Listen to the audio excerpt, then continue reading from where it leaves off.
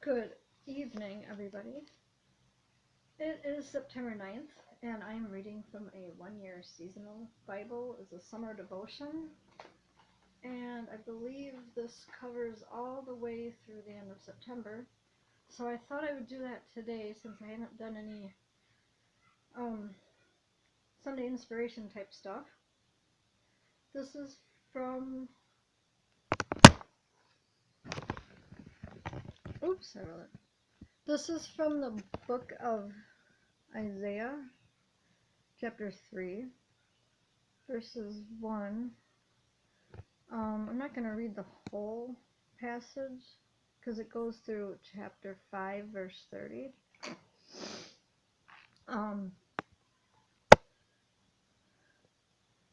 The Lord of heaven's armies, will take away from Jerusalem and Judah everything they depend on, every bit of bread and every drop of water, all their heroes and soldiers, judges and prophets, fortune tellers and elders, army officers and high officials, advisors, skilled craftsmen and astrologers. I will make boys their leaders and toddlers their rulers. People will oppress each other, man against man, neighbor against neighbor. It goes on. It's a lot of things talking about what will happen in Jerusalem. Judah will fall because they speak out against the Lord and refuse to obey him. They provoke him to his face. The very look on their faces gives them away. They display their sin like the people of Sodom and don't even try to hide it. They are doomed. They have brought destruction upon themselves. Tell the godly that all will be well for them. They will enjoy the rich reward they have earned. But the wicked are doomed, for they will get exactly what they deserve. Childish leaders oppress my people, and women rule over them. See, it goes on. The Lord says, beautiful Zion is haughty, craning her elegant neck, flirting with her eyes, walking with dainty steps, tinkling her ankle bracelets. So the Lord will send scabs on her head. The Lord will make beautiful Zion bald.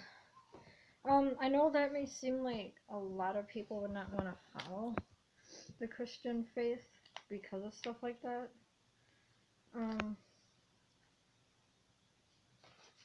Trying to see if there's more inspirational, more positive in this reading. Let's see. Well, there is in Corinthians. Now I will sing a song for the one I love, a song about his vineyard. My beloved had a vineyard on a rich and fertile hill. He plowed the land, cleared its stones, and planted it with the best vines. In the middle he built a watchtower and carved a winepress in the nearby rocks. Then he waited for a harvest of sweet grapes, but the grapes that grew were bitter. Now you people of Jerusalem and Judah, you judge between me and my vineyard. What more could I have done for my vineyard that I have not already done? When I expected sweet grapes, why did my vineyard give me bitter grapes? Now let me tell you what I do to my vineyard. I'll tear down its hedges and let it be destroyed. I'll break down its walls and let animals trample it. I will make it a wild place where the vines are not pruned and the ground is not hoed. A place overgrown with briars and thorns. Yeah, let's have some thrones there. I will command the clouds to drop no rain on it. The nation of Israel is the vineyard of the Lord of heaven's armies. The people of Judah are his pleasant garden. He expected a crop of justice, but instead he found oppression. He expected to find righteousness, but instead he heard cries of violence. So they just really talk about like what's happening here is also in verse 18. I believe this is in chapter 5 of Isaiah. What sorrow for those who drag their sins behind them with ropes made of lies, who drag wickedness behind them like a cart. They even mock God and say, hurry up and do something. We want to see what you can do. Let the Holy One of Israel carry out his plan, for we want to know what it is. What sorrow for those who say that evil is good and good is evil. The dark is light and light is dark. The bitter is sweet and sweet is bitter. What sorrow for those who are wise in their own eyes and think themselves so clever. What sorrow for those who are heroes at drinking wine and boast about all the alcohol they can hold. They take bribes to let the wicked go free, and they punish the innocent. And So it mentions too, it says, that is why the Lord's anger burns against his people and why he has raised his fist to crush them. Well, because the thing is, like, if you had a wise leader, just like an earthly leader, but the leader was tolerant of everything and anything that came his way, would you want to follow that leader? Wouldn't you want someone that's going to treat people justly but still get the job done?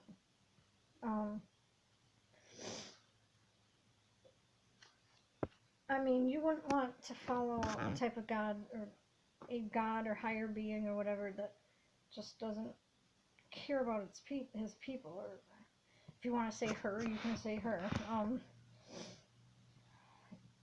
Verse 26 mentions in Isaiah, he will send a signal to distant nations far away and whistle to those at the ends of the earth.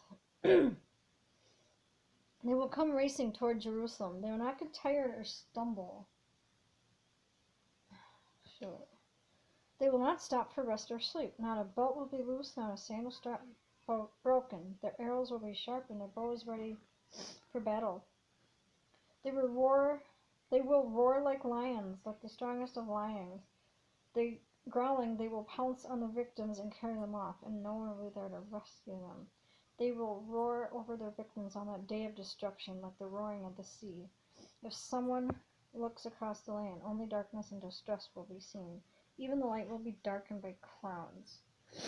And then he also has, in this passage for today, there's from 2 Corinthians 11, verses 1 through 15. You can look up specific verses from that one.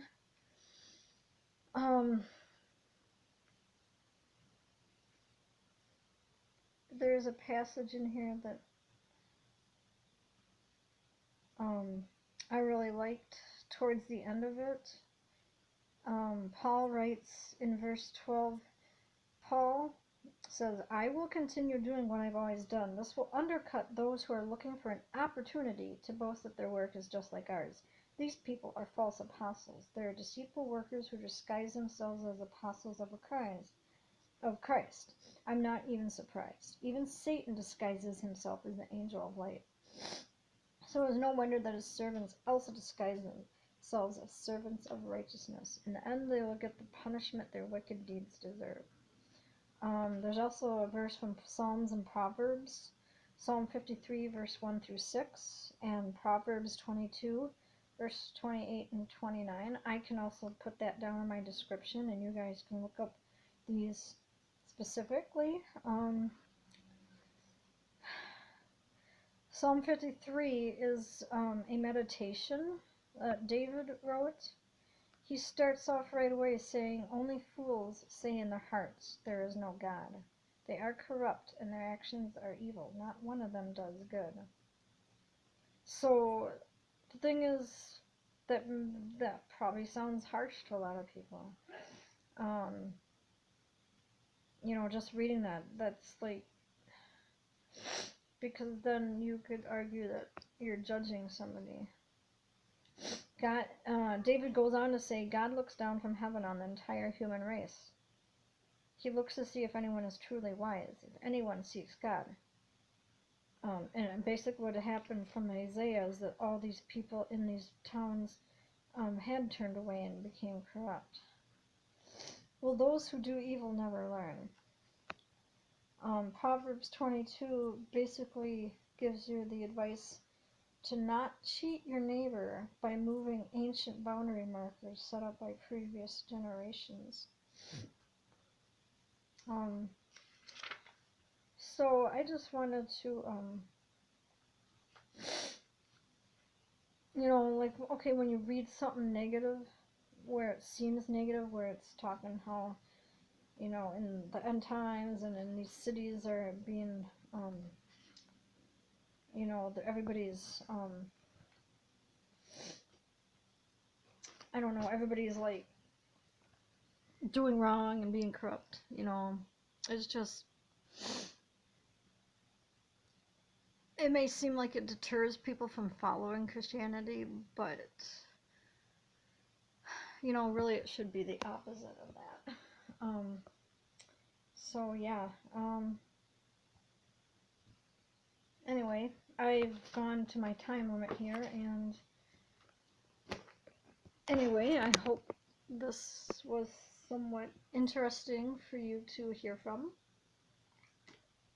And stay tuned. I will try to get a Sunday inspiration, a regular scheduled video on hopefully Sunday if I'm not too busy doing things, whatnot.